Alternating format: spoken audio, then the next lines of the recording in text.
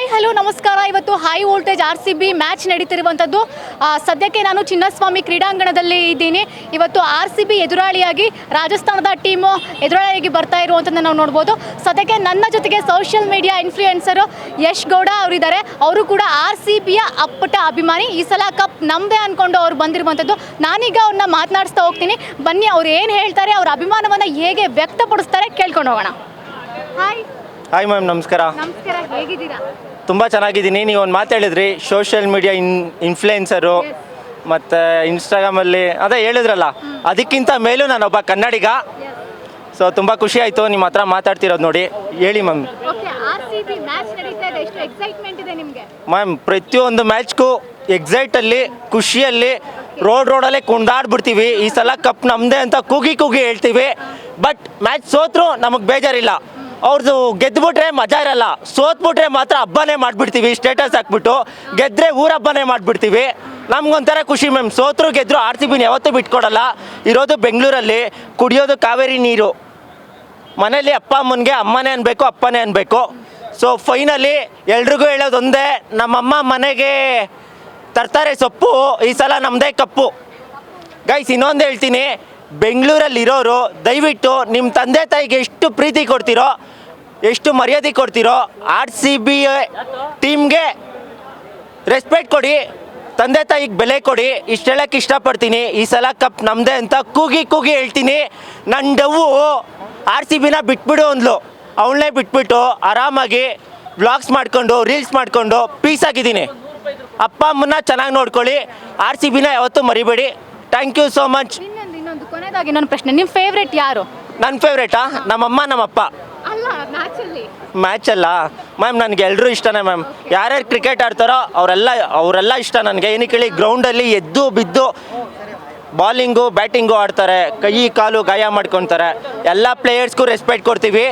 ನಾನು CSKಲಿ ಎಲ್ಲ ಪ್ಲೇಯರ್ಸ್ಗೂ ರೆಸ್ಪೆಕ್ಟ್ ಕೊಡ್ತೀನಿ, RCBಲಿ ಎಲ್ಲ ಪ್ಲೇಯರ್ಸ್ಗೂ ರೆಸ್ಪೆಕ್ಟ್ ಕೊಡ್ತೀನಿ. ಬಟ್ RCBನ ಬಿಟ್ಕೊಡಲ್ಲ ಮ್ಯಾಮ್. ಅವ್ನು ಎಂಥ ದೊಡ್ಡ ಕಿಲಾಡಿ ಬಂದು ನಾನೇ ನಿಮ್ಮ ಅಪ್ಪ ಅಂದರೆ ನಿಮ್ಮ ಅಪ್ಪನಿಗೆ ಅಪ್ಪ ನಾನು ಅಂತೀನಿ. ಈ ಸಲ ಕಪ್ ನಮ್ಮದೇ ಅಂತೀನಿ. ಬರ್ಕೊಳ್ಳಿ. ಓಕೆ, ಪ್ರತಿ ಸಲ RCB ಕಪ್ ಗೆಲ್ಲುತ್ತೆ ಅಂತ ಹೇಳ್ತೀವಿ, ಬಟ್ ಗೆಲ್ಲಲ್ಲ. ಈ ಸಲ ಗೆಲ್ಲುತ್ತೆ ಅಂತ ಎಷ್ಟು ನೀವು ಖಂಡಿತವಾಗಿ ಹೇಳ್ತಾ ಇದ್ದೀರಾ? ಮ್ಯಾಮ್, RCB ಕಪ್ಪು ಗೆಲ್ಲುತ್ತೋ ಗೆಲ್ಲಲ್ವೋ ನಮಗೆ ಬೇಡ. ನಾವು RCBನ ಬಿಟ್ಕೊಡಲ್ಲ.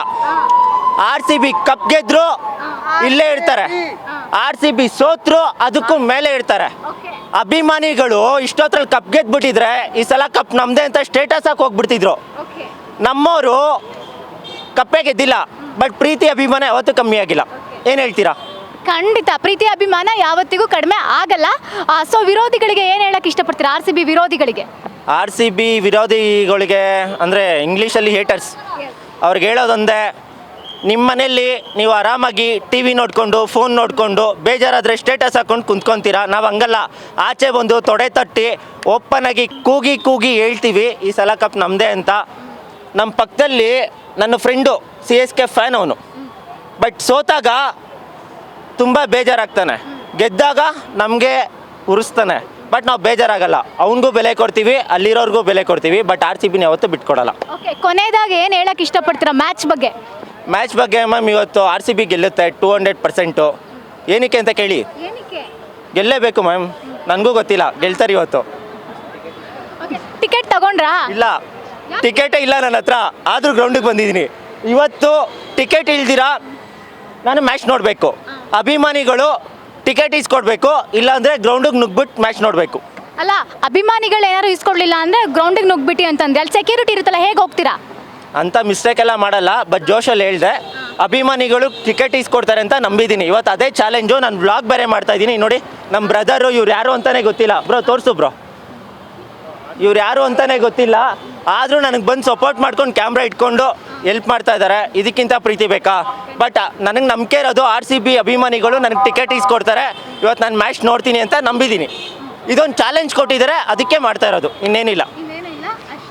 ಅಂದರೆ ಇನ್ನೇನಿಲ್ಲ ಅಂದರೆ RCB ಮೇಲೆ ಪ್ರೀತಿ ಅಭಿಮಾನ ಇದೆ. ಅಭಿಮಾನಿಗಳು ಚಾಲೆಂಜ್ ಕೊಟ್ಟಿದ್ದಾರೆ, ನೀನು ಟಿಕೆಟ್ ಇಲ್ದಿರನೇ ಮ್ಯಾಚ್ ನೋಡಬೇಕು ಅಂತ. ಆ ಚಾಲೆಂಜ್ ಮಾಡೋಕ್ಕಾಗುತ್ತೋ ಇಲ್ವೋ ಅಂತ ಜಸ್ಟ್ ಟ್ರೈ ಮಾಡ್ತಾಯಿದ್ದೀನಿ. ಟಿಕೆಟ್ ಪ್ರೈಸ್ಗಳನ್ನೆಲ್ಲ ಕೇಳಿದ್ರಾ?